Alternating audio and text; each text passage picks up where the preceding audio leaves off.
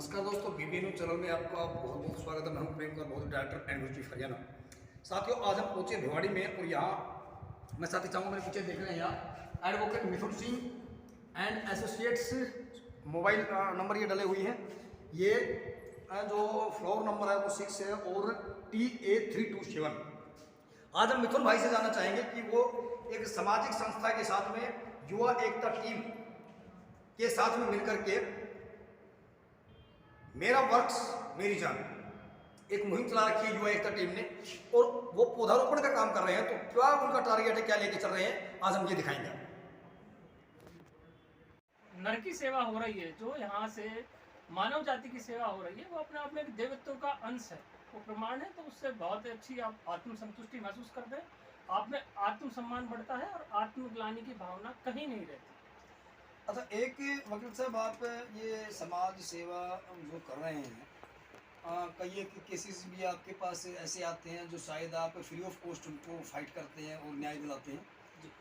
और एक अभी हाल ही में शायद कोई डिवोर्स का भी केस शायद आपके पास में आया है। 5-6 साल तक कोई महिला किसी साथी के साथ में रही है और वो उसको धोखा दे करके वहाँ से छोड़ के फरार हो गए। ऐसे केसेस में मतलब आप कैसे सहायता करते हैं ऐसे लोगों की जो असमर्थ है, कुछ भी देने के लिए असमर्थ है? तो ऐसे केसेस कैसे लड़ते हैं आप? जी, देखिए, समाज में हर तबके के लोग हैं।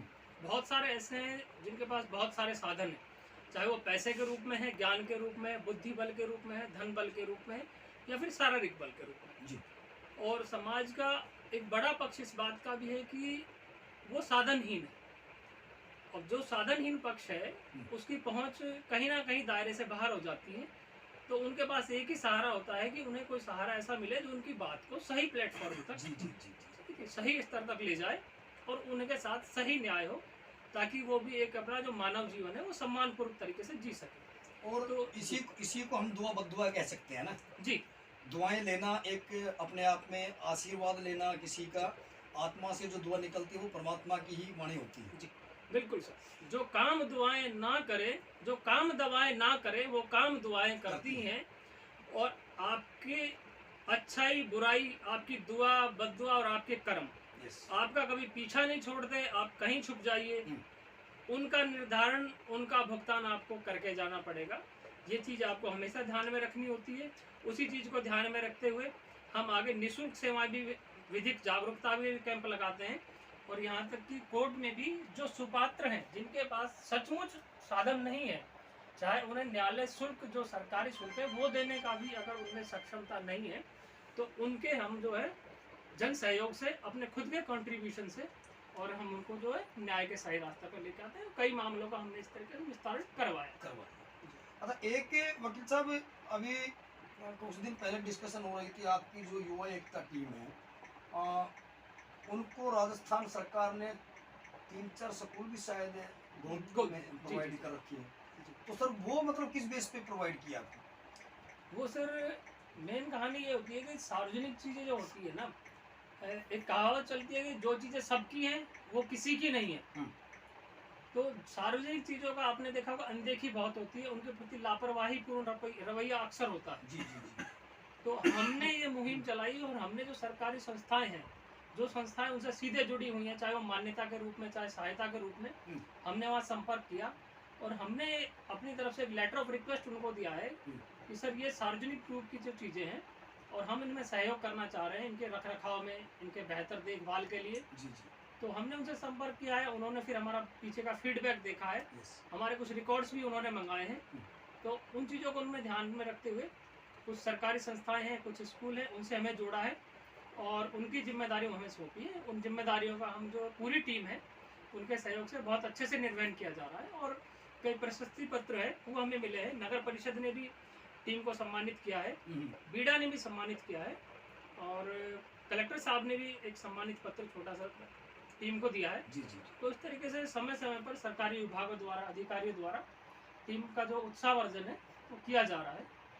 तो वकील साहब, इसमें एक मेरा अंतिम क्वेश्चन है। देश के युवा पीढ़ी जो है, वो युवा पीढ़ी एक तो नशे की तरफ ज़्यादा अग्रसर हो रही है, दूसरा जो क्राइम रेशो है जी। और क्राइम रेशो क्यों बढ़ रहा है? अब वो बेरोजगारी के कारण बढ़ रहा है या अभिभावकों की देखरेख के बिना बढ़ रहा है, या मैं ये कहूँगा कि वो सुपात्र नहीं है, कहीं ना कहीं एजुकेशन की कमी है या उनको मोटिवेशन की कमी है। तो ऐसे युवाओं को क्या संदेश देना चाहिए आपसे? युवाओं को यही संदेश देना चाहते हैं कि भारत एक विकासशील देश है और यहाँ हर तरह की संभावनाएं, अपार संभावनाएं हैं।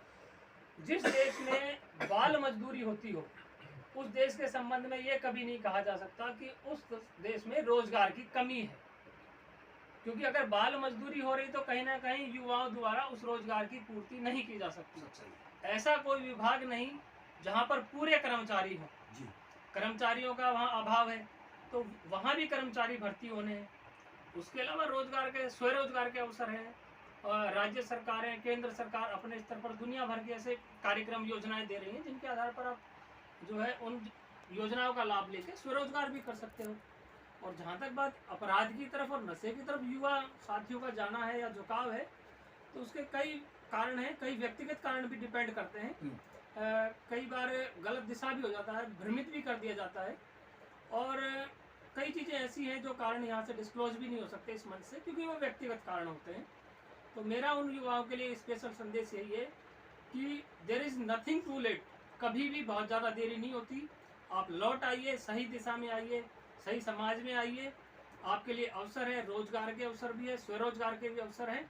परिवार आपको अपनाएगा, समाज अपनाएगा। जहाँ तक कि सुधार संस्थाएं काम कर रही हैं,